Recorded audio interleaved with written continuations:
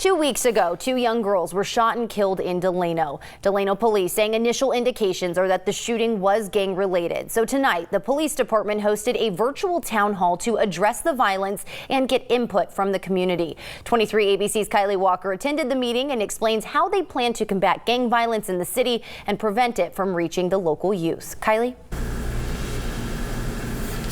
Yes, tonight the Delano Police Department, along with local officials and various members throughout the community, discuss issues around gang violence and how they can combat the issue moving forward. Best time to impact children is when they're young, not after they're already in the gang. It's much more difficult then. The Delano Police Department holding a town hall meeting Wednesday night to address crime and gang violence in the community. Chief Robert Navarro is starting the meeting off, then turning things over to community activist Yolanda Chacon. Some falling victim today. I buried my cousin, my little cousin, and she was an honor roll student. She had a bright future ahead of her. And I'm not the only one. There's many in our community, in our surrounding neighborhood communities, who have lost their children.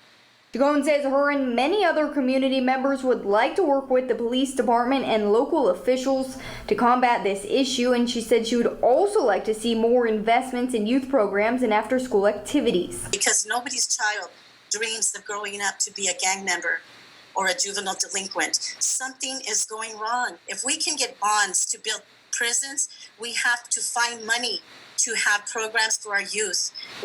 And Chief Navarro says parents also need to open up that dialogue within the household. Being a hands-off parent is something that gangs love, because if you're hands-off, they can be hands-on.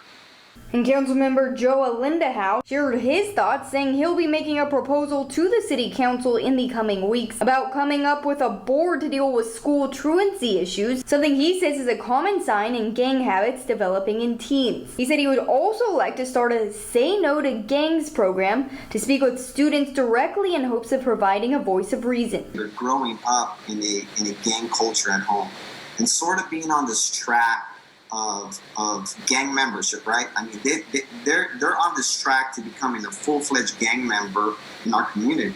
And you know, as it stands right now, there's really, unless a teacher steps in or something else happens, there's really not a voice of reason that's coming into their lives.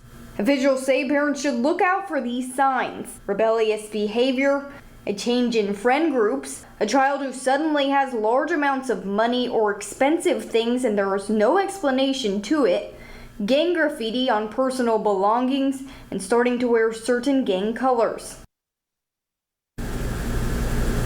And as a parent, if you yourself think that your child is involved in any gang activities, officials say to approach your child and also make sure they are busy with extracurricular activities. Now, if you in the community would like to report any gang-related activity, you can do so on an anonymous crime tip line at the number 721-3369. For now, I'm Kylie Walker, 23 ABC, connecting you.